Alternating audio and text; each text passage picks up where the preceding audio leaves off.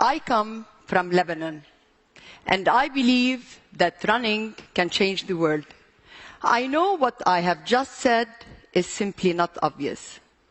You know, Lebanon, as a country, has been once destroyed by a long and bloody civil war. Honestly, I don't know why they call it civil war when there is nothing civil about it.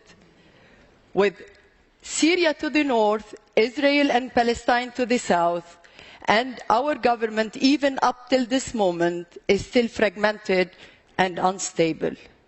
For years, the country has been divided between politics and religion. However, for one day a year, we truly stand united, and that's when the marathon takes place. I used to be a marathon runner. Long-distance running was not only good for my well-being, but it helped me meditate and dream big. So the longer distances I ran, the bigger my dreams became. Until one fateful morning, and while training, I was hit by a bus. I nearly died, was in coma, stayed at the hospital for 2 years, and underwent 36 surgeries to be able to walk again. As soon as I came out of my coma, I realized that I was no longer the same runner I used to be. So I decided, if I couldn't run myself, I wanted to make sure that others could. So out of my hospital bed, I asked my husband to start taking notes, and a few months later, the marathon was born. Organizing a marathon as a reaction to an accident may sound strange. But at that time, even during my most vulnerable condition, I needed to dream big. I needed something to take me out of my pain, an objective to look forward to. I didn't want to pity myself, nor to be pitied. And I thought by organizing such a marathon, I'll be able to pay back to my community, build bridges with the outside world, and invite runners to come to Lebanon and run under the umbrella of peace. Organizing a marathon in Lebanon is definitely not like organizing one in New York. How do you introduce the concept of running to a nation that is constantly at the brink of war? How do you ask those who were once fighting and killing each other to come together and run next to each other? More than that, how do you convince people to run a distance of 26.2 miles at a time they were not even familiar with the word marathon? So we had to start from scratch. For almost 2 years, we went all over the country and even visited remote villages. I personally met with people from all walks of life: mayors, NGOs, school children, politicians, militiamen, people from mosques, churches, the president of the country, even housewives. I learned one thing: when you walk the talk, people believe you.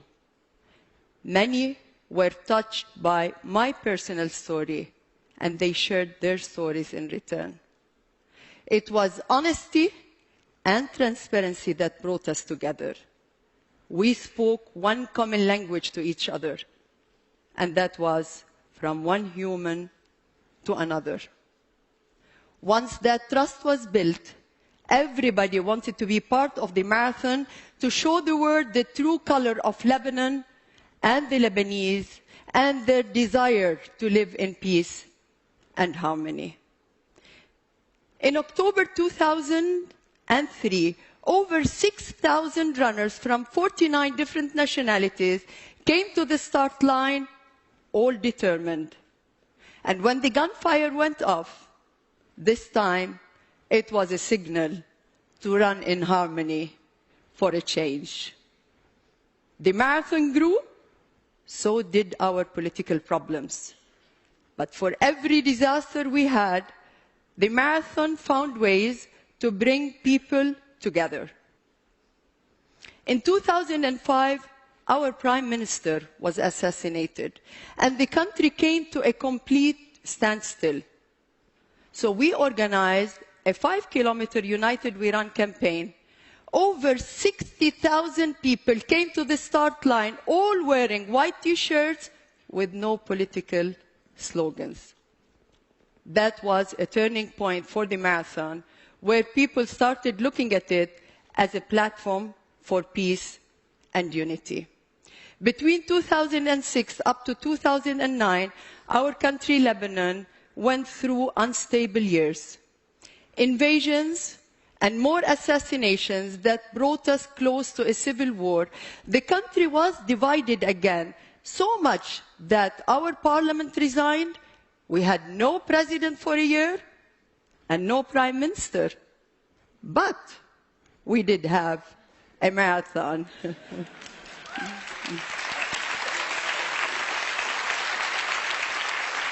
So through the marathon, we learned that political problems can be overcome. When the opposition party decided to shut down part of the city center, we negotiated alternative routes. Government protesters became sideline cheerleaders. They even hosted juice stations.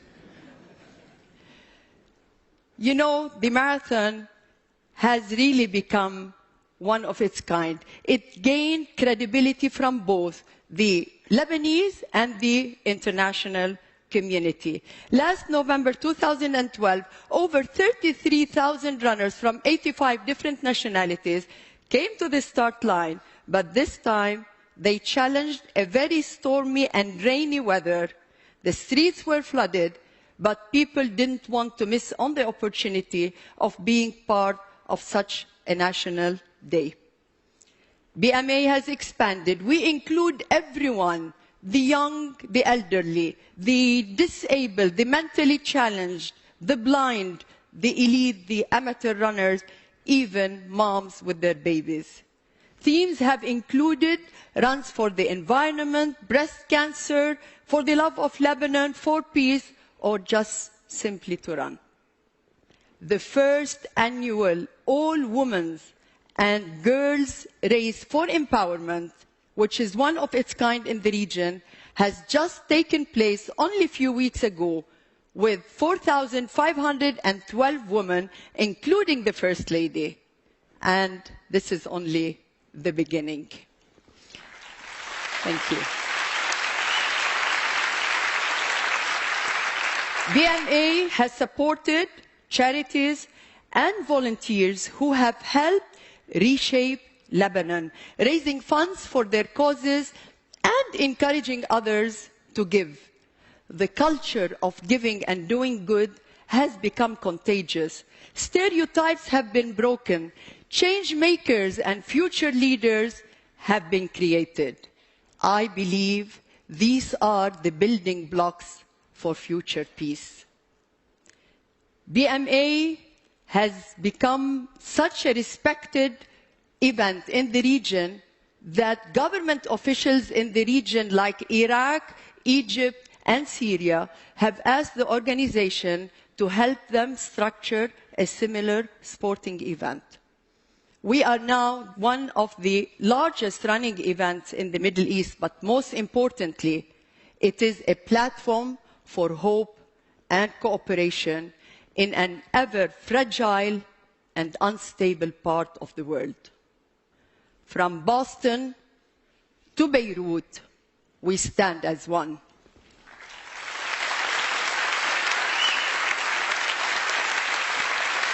After 10 years in Lebanon, from national marathons or from national events to smaller regional races, we've seen that people want to run for a better future. After all, peacemaking is not a sprint. It is more of a marathon. Thank you.